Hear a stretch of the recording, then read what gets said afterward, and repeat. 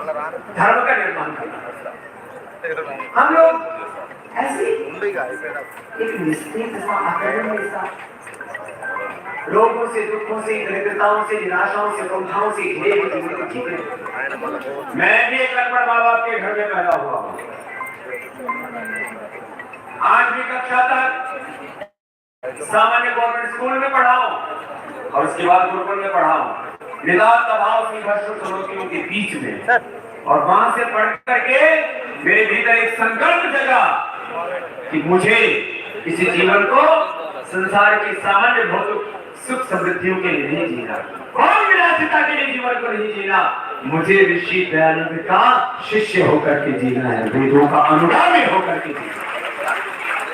तो ऐसे ही सत्य सनातन वैदिक धर्म को जीवन में आत्मसात करें और जहां पर भी क्षेत्र में आप काम कर रहे हैं, हेल्थ में, एजुकेशन में, रिसर्च में, एग्रीकल्चर में, इंडस्ट्री में, चाहे राजनीति में, समाज जीवन के किसी भी क्षेत्र में है, तो हमारे भीतर जो ऋषित्व का भाव है, देवत्व का भाव है, वो इतना गहरा होना चाहिए कि प्रतिपल हमारी अनुभूति होनी चाहिए जो मैं हर रोज भोर में कहता हूँ, हमारा जीवन कैसा हो, हमारे पूर्वजों जैसा हो। मैं राम का, कृष्ण का, हनुमान का, शिव का, लक्ष्मी, दुर्गा, सरस्वती, भगवती, जगदम्बा का मैं साक्षात विग्रह हूँ, ऋषि दयानंद का विग्रह हूँ, उनका मूर्त रूप, उनका प्रतिरूप, उनका प्रतिनिधि हो, उनका उत्तराधिकार है।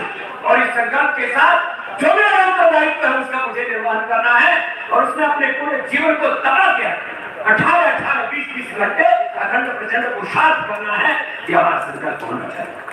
तो ये शिक्षा की गुलामी, चिकित्सा की गुलामी, गोली खाने जाना है, आजकल बड़ा बखेड़ा हो रखा, बोले सुप्रीम कोर्ट ने स्वामी रामदेव को फटकारा, अब मैं ज्यादा कुछ बोलूंगा तो और बखेड़ा हो जाएगा।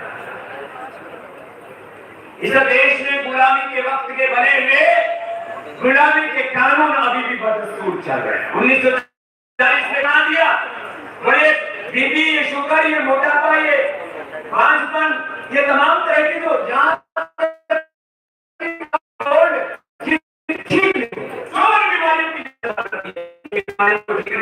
एलोपैथी वालों के पास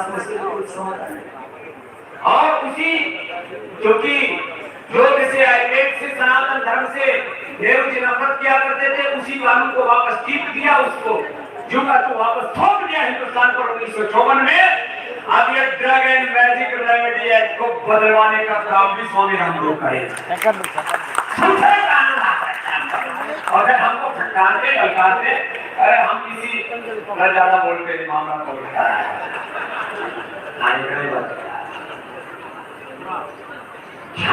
तमाशा चल रहा है। तो चिकित्सा की भी गुलामी है। जब किसी को कुछ भी तकलीफ हो जाए, ले लो पैरासिटामोल, ले लो क्रोसिन, ले लो ब्रूफेन, ले लो कोई भी पेन किलर, ले लो कोई भी बायोलॉजिकल स्टेरॉइड, और इनसे हमारा जिस्म जान, हमारा शरीर निसर्ग ने, प्रकृति परमेश्वर ने बनाया है। ये body is not synthetic, body is 100% natural. I R taking chemicals and different CR pain killers and synthetic medications. ये शरीर तो देह तो देवालय है, ये शिवालय भगवान का मंदिर है।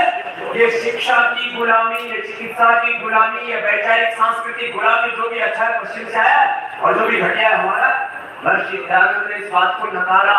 आज से 200 साल पहले पैतावर्ष देश के महामानव को, महायोगी को, उस जिन्होंने वेद धर्म, ऋषि धर्म और राष्ट्र धर्म के बाद ऐसी जगाई कि अब आने वाला जो वक्त है, और एक बात और कहता हूँ, ये देश का तो संविधान, देश के 2 संविधान है। एक है हमारा राजनीतिक संविधान, जो लोकतंत्र है, जिसमें हम इंडिया का कॉन्स्टिट्यूशन कहते हैं, जिससे चलता है। उस संविधान की भी मूल आत्मा महर्षि दयानंद के विचारों से अनुप्राणित है। वहां पर जात पात का भेदभाव नहीं है, ये जात पात नहीं होना चाहिए। ये देश को सूत्र मंत्र, ये जागरण किसने दी? महर्षि दयानंद। भवानीलाल प्रसाद के नाम कौन था? भवानीलाल। हाँ, भवानीलाल भारतीय नवजागरण के पूर्वांग गुरुकुल में से तब पढ़ा उनका ग्रंथ।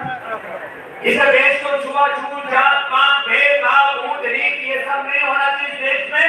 और संविधान ने जो मूल आत्मा डाली, तो संविधान की मूल आत्मा भी महर्षि दयानंद के विचारों से अनुप्राणित। एकत्व का भाव, एकत्व का पश्चात में साइंटिफिक डेवलपमेंट हमें रखना है, वैज्ञानिक